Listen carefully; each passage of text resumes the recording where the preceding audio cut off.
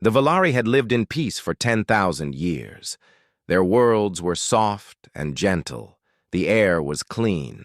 The water was pure. The sun was warm, but never too hot. They had never known hunger or war. They solved their problems with words and patience. They believed that all living things in the galaxy were the same. They were wrong. Ambassador Tyrell stood at the tall window of the council tower. She was made of living crystal, like all her people.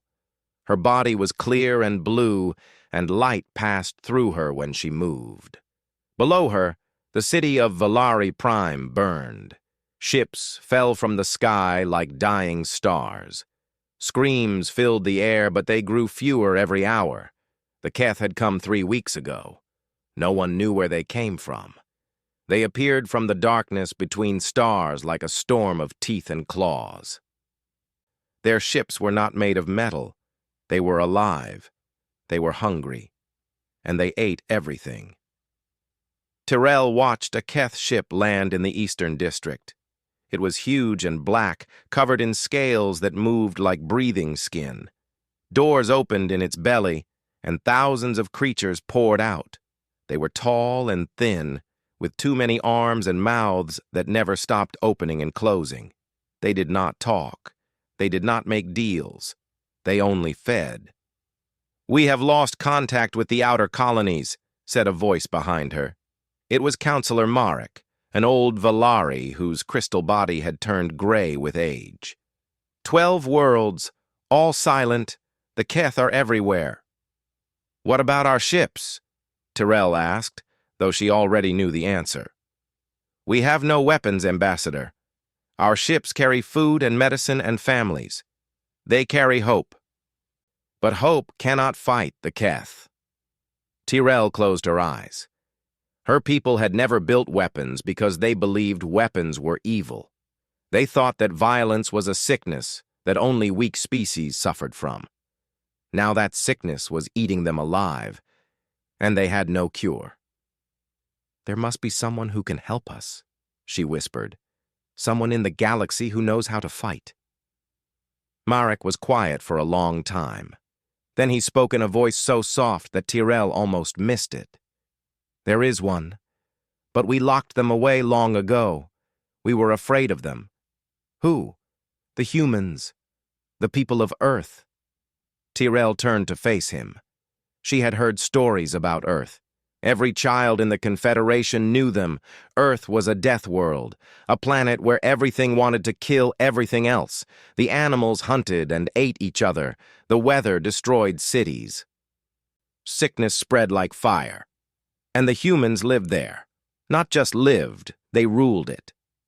"The humans are monsters," Tyrell said. "The Council put a wall around their star system 500 years ago. They are too dangerous to let out." "Yes," Marek agreed. "They are dangerous. They fight constantly. They have wars over land, over ideas, over nothing at all. They created weapons that could destroy their own world. And they did not stop. They built bigger ones." He paused. "But Ambassador, look outside. The Keth are dangerous too. Perhaps we need a monster to fight a monster." Tyrell looked at the burning city. She thought about her daughter who was hiding in a shelter beneath the council tower. She thought about the millions of Valari who had already died. She thought about the 12 silent worlds. "Show me how to contact them," she said. They went deep into the old archives. The machines there had not been used in centuries. Dust covered everything. Marek found the right controls and turned them on. The screen glowed with pale light. "This signal will pass through the quarantine wall," Marek explained. "The humans will hear it. But I do not know if they will answer. And if they do answer, I do not know what they will do." Tyrell stepped forward. She pressed the button to record her message. Her crystal hands were shaking. "People of Earth," she began. Her voice cracked. She tried again. "People of Earth, my name is Tyrell. I am the ambassador of the Valari Confederation. For 500 years we have kept you locked in your star system. We were afraid of you. We called you dangerous. We called you violent. We called you monsters. Tears of liquid crystal ran down her face. Maybe we were right. Maybe you are all those things. But right now we are dying. A great enemy has come and we cannot stop them. We have no weapons. We have no soldiers. We have nothing but fear and hope. She took a deep breath. We are asking for your help. Please. If there is any kindness in your hearts, any mercy, any goodness at all, please help us. We are dying. We are so afraid. And you are our last hope. She stopped the recording. Marek sent it into the darkness of space. Above them, another Keth ship descended through the clouds. The screaming began again. On the other side of the galaxy, wrapped in the quarantine wall that had held them prisoner for 5 centuries, the humans received the message. In a dark room deep inside a mountain on Earth, a light began to blink. An alarm sounded. Officers ran to their stations. Admiral Kang Do-yun read the message 3 times. He was an old man with gray hair and a face full of scars. He had fought in 3 wars on Earth before he joined the space fleet. He had seen terrible things and done terrible things. But as he listened to the alien's voice break with fear, something stirred in his chest. Something old. Something human. He picked up his phone and called the president. "Sir," he said, "we just received a message from outside the wall. The aliens who locked us in are dying. They need our help." He paused. "And I think we should give it to them." There was silence on the other end. Then the president asked, "Why? They kept us in a cage for 500 years. Why should we help them?" Admiral Kang looked at the screen. The alien woman's face was frozen there, her crystal tears still falling. "Because," he said slowly, "that is what makes us human." The meeting room was full of the most powerful people on Earth. Presidents, generals, scientists, and leaders from every nation sat around a long table. The lights were bright. The air was thick with tension. On the wall, the alien woman's message played again and again. "They kept us in prison for 500 years, said Counselor Park Ji-soo. She was a small woman with sharp eyes and a sharper tongue. "Now they want our help? Let them burn." Many people nodded. The anger in the room was real. For 5 centuries, humanity had lived behind an invisible wall. They could see the stars, but never reach them. They had built ships that could cross galaxies, but the wall stopped them every time. And all because some aliens had decided that humans were too dangerous to be free. "I understand your anger," said Defense Minister Lee Taman. He was tall and calm, with the kind of face that showed nothing. "But we need to think about this carefully. The thing that is attacking them will not stop. If it destroys the Valari, it will come for us next." "How do you know?" Park asked. "Because that is what predators do. They eat everything, and then they look for more." Admiral Kang stood up. The room fell silent. Everyone respected the old soldier, even those who did not like him. "I have fought in wars my whole life," he began. "I have killed men and watched men die.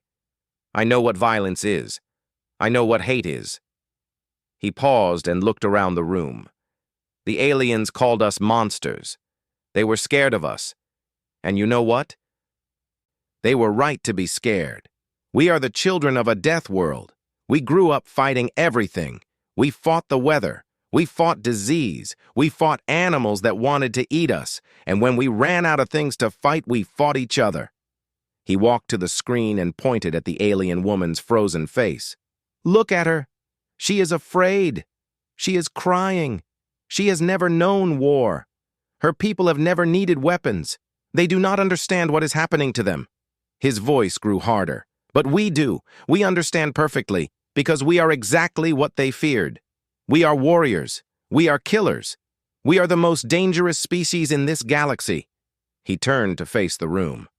"And right now, someone needs a dangerous species to save them." The room was silent. Then Captain Yoon Hana spoke. She was young for a captain, barely 30, but she had already made a name for herself as the best tactical mind in the fleet. "The Admiral is right," she said. "But there is another reason we should help them. The wall that holds us prisoner is powered by technology we do not have. If we help the Valari, they will owe us. They will have to let us out. They will have to share their technology. This is not just about saving them. This is about setting ourselves free." The leaders looked at each other. The anger was still there. But now there was something else too. Hope, ambition, the dream of finally reaching the stars. The vote took less than an hour. It was not even close. Admiral Kang sent the response himself. It was short. "Ambassador Tyrell, this is Admiral Kang Do-Yun of the United Earth Space Fleet. We received your message. We are coming. Hold on." 3 days later, the fleet launched. 300 warships rose from bases around the world.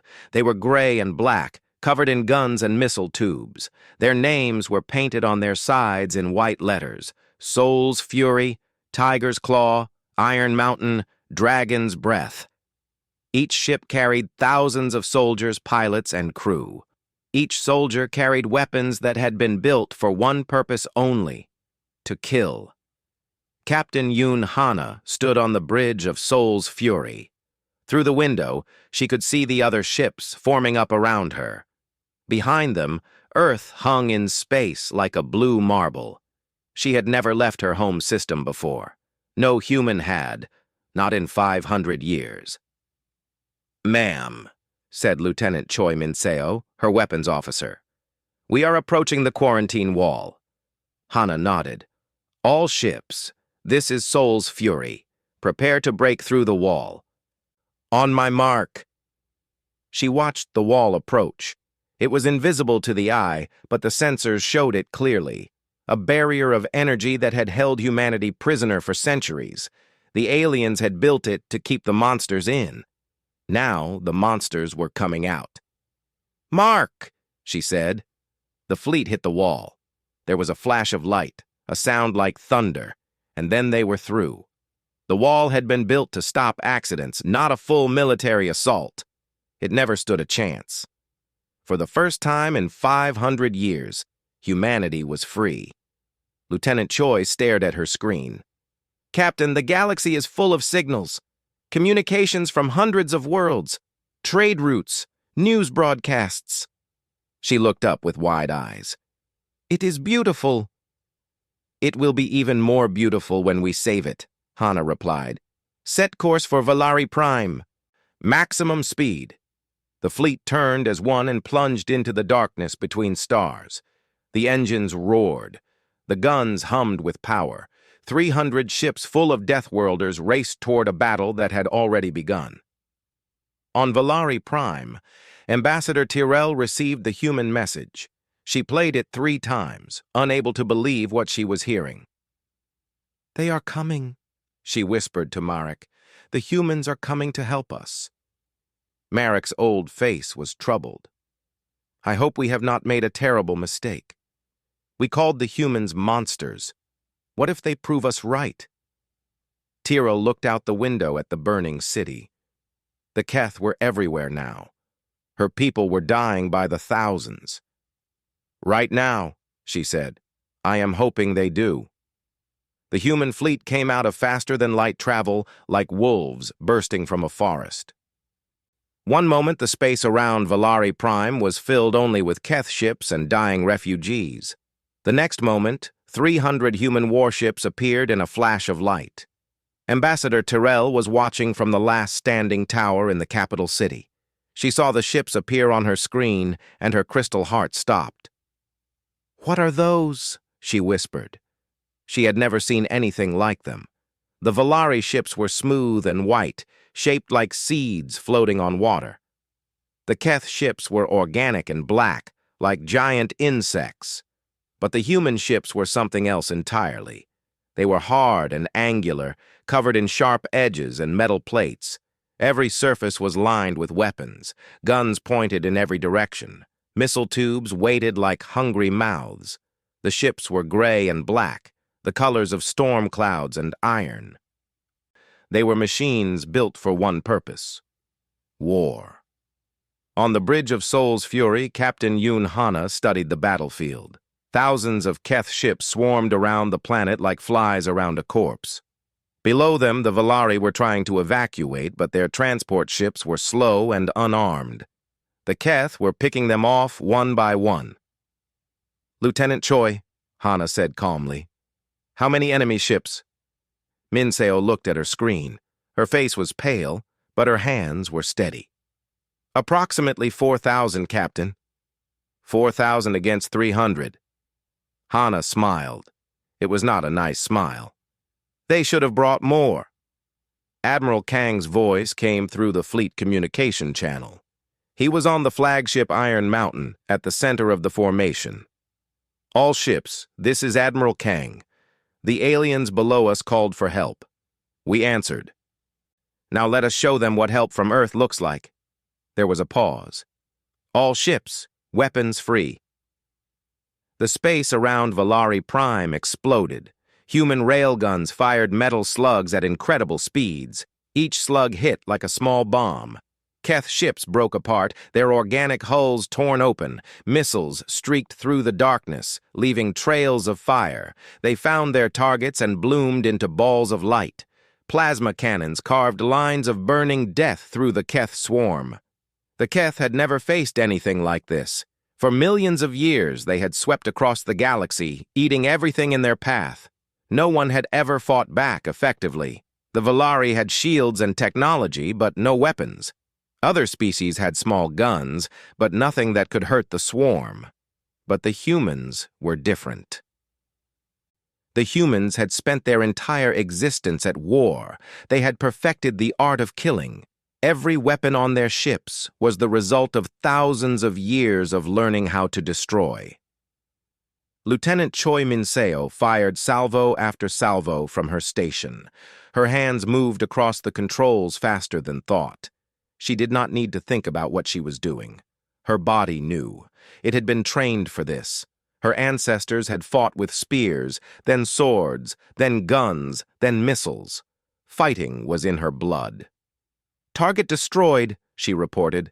"Target destroyed. Target destroyed." Her voice was steady. Her heart was calm. This was what she was born to do. On the surface of Valari Prime, Ambassador Tyrell watched in amazement. The sky was filled with explosions. Keth ships fell burning toward the ocean. In just minutes, the humans had killed more Keth than the entire Confederation had managed in 3 weeks. "How is this possible?" she asked. "How can they fight like this?" Old Marek stood beside her. His face was pale with shock.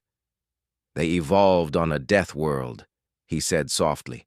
"Everything on their planet tried to kill them. The weather, the animals, the diseases, each other. They had to become predators just to survive. We thought that made them monsters."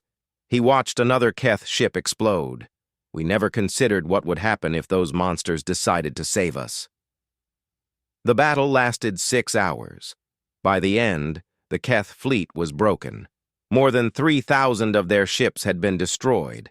The rest fled into deep space, running from predators for the first time in their existence. Captain Yoon Hana looked at the damage reports. Sol's Fury had taken several hits, but nothing serious. The ship was built to survive punishment. Across the fleet, the story was the same. Minor damage, few casualties, complete victory. "Send a message to the surface," she ordered. "Tell them the battle is over. Tell them they are safe." Lieutenant Choi sent the message. A few minutes later, a response came back. It was from Ambassador Tyrell. "Thank you," it said. "We do not have words for what you have done. Please, come down. We wish to meet you." Admiral Kang read the message and smiled. "Well," he said, "let us not keep them waiting. It is time for first contact." 2 hours later, a human shuttle landed in the ruins of the capital city. Admiral Kang stepped out first, followed by Captain Hana and a squad of soldiers. They wore combat armor and carried weapons, but their guns were lowered. Ambassador Tyrell walked toward them.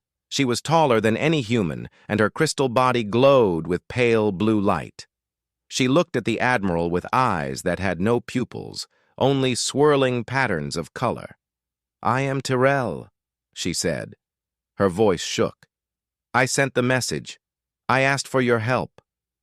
Tears of liquid crystal ran down her face. "I did not believe you would come." Admiral Kang looked at the burning city around them. He looked at the alien woman crying in front of him. He thought about the 500 years his people had spent in prison. He thought about all the reasons he should be angry. Then he held out his hand. "We came," he said, "and we are not leaving until this is finished."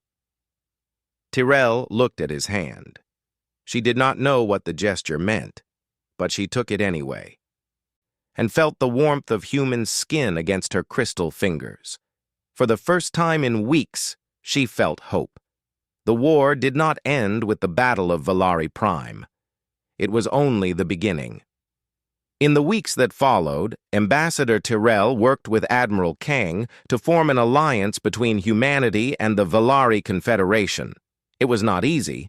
Many Valari still feared the humans. Many humans still resented the centuries of imprisonment.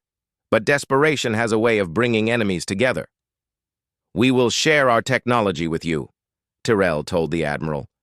"Our shields, our faster-than-light drives, our medical science. In exchange, you will teach us how to fight." Kang nodded slowly. "Fighting is not something you learn from books. It is something you feel in your bones. But we will try." The training began immediately. Sergeant Baek Sujin was put in charge of preparing Valari volunteers for combat. She was a small woman with short black hair and a face that rarely smiled. She had been a soldier for 20 years and had seen things that would break most people. But nothing had prepared her for this. "This is a gun," she told her first class of Valari recruits. She held up a standard infantry rifle. "You point this end at the enemy and pull this trigger. The enemy dies." The Valari stared at her with confusion. One of them raised a hand. "What is an enemy?" Sujin closed her eyes and took a deep breath. This was going to be harder than she thought. She started from the beginning. She taught them about war. She taught them about strategy and tactics. She taught them about sacrifice. The Valari were horrified by most of it. The idea of deliberately hurting another living thing was almost impossible for them to accept. But slowly, painfully, they began to understand. "You do not fight because you want to," Sujin told them one night after a particularly difficult lesson. "You fight because you have to. You fight to protect the things you love. The Keth do not care about your peaceful ways. They will eat your children and your parents and everyone you have ever known. The only thing standing between them and your families is you. So you learn to fight, or you learn to die." While Sujin trained soldiers, Dr. Shin Yejin worked in her laboratory on the flagship. She was a xenobiologist, an expert in alien life forms. She had spent years studying creatures from Earth's oceans and jungles. Now she was studying the Keth. "They are fascinating," she told Captain Hana one morning. "Horrible but fascinating. They are not really individuals. They are all connected to a central mind like bees in a hive. Kill one Keth and the hive barely notices, but if we could find a way to disrupt that connection, to attack the hive mind itself, you could kill them all at once," Hana finished. "Exactly." Yejin's eyes gleamed with cold determination. "I just need more time and more samples." Time was something they did not have. The Keth were not sitting idle. They were regrouping, breeding, growing stronger. Reports came in from across the Confederation. Another world fallen, another fleet destroyed, another million lives consumed. Admiral Kang launched a counteroffensive. He called it Operation Burning Path. The plan was simple. Take back the lost worlds one by one, kill every Keth they found, and push the swarm back toward the galactic core. The campaign lasted 6 months. It was brutal. The human fleet, now enhanced with Valari shield technology, cut through Keth space like a blade through flesh. But the Keth learned quickly. They adapted their tactics. They attacked supply lines. They used suicide ships to ram human destroyers.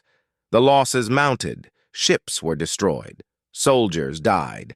Every victory came with a price written in blood. Commander Oh Junho was one of those prices. He was a pilot, one of the best in the fleet. He flew a fighter that he had named Blue Tiger. He had fought in 37 battles and never lost a wingman. Everyone said he was invincible. The Battle of Kalar Station proved them wrong. The Keth had trapped a convoy of refugee ships. 50,000 Valari civilians were aboard, trying to escape to safety. The Keth were going to eat them all. The human fleet arrived too late. The Keth hive ship was already moving to intercept the convoy. There was no time for a proper attack, no time for strategy or tactics. Commander O made a decision. "All fighters, cover the convoy," he ordered over the radio. "I am going for the hive ship." "Commander, that is suicide," his wingman protested. "I know." His voice was calm.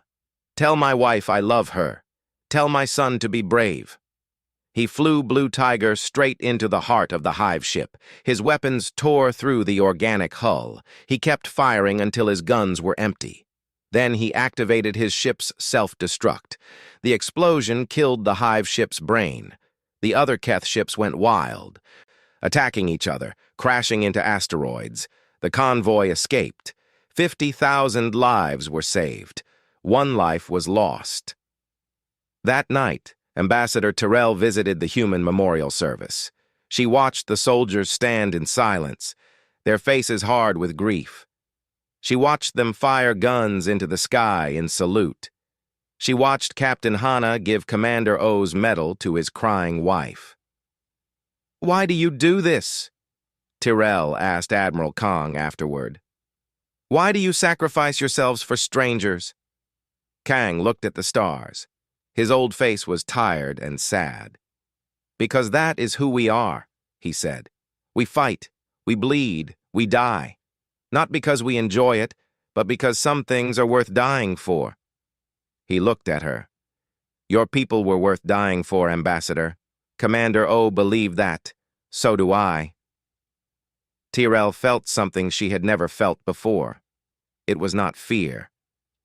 It was not gratitude. It was something deeper, something like love. "We called you monsters," she whispered. "We were so wrong." "No," Kang said. "You were right. We are monsters. But sometimes, Ambassador, monsters are exactly what you need." Dr. Shin Yejin found the answer on a cold morning in her laboratory. She had been studying Keth biology for months. She had cut them open, analyzed their cells, mapped their neural networks. And finally, she understood. "The Keth are not many creatures," she explained to Admiral Kang and the command staff. "They are one creature spread across billions of bodies. Every Keth drone is connected to the central hive at the core of the galaxy. It tells them what to do, where to go, what to eat. Without it, they are nothing." "So if we destroy the central hive," Captain Hana said slowly, "we destroy them all." "Yes." Yejin nodded.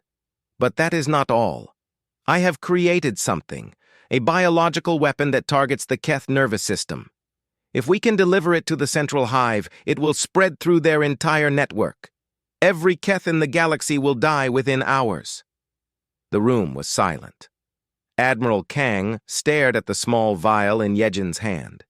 It did not look like much, just a few drops of purple liquid, but it held the power to end a war.